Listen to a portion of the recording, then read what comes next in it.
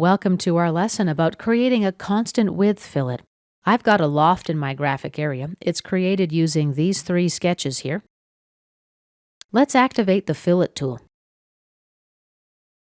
For fillet type, let's use a face fillet. And let's select our first face and our second face. Here's our preview. Let's scroll down the Fillet Property Manager and check the Constant Width option. Notice our updated preview.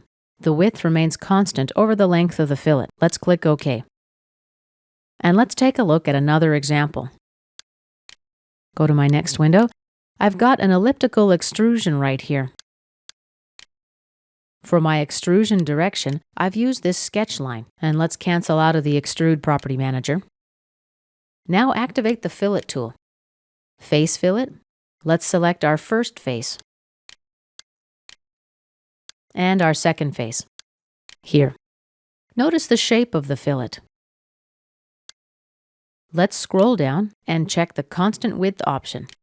Notice how the shape of the fillet updates. Let's click OK.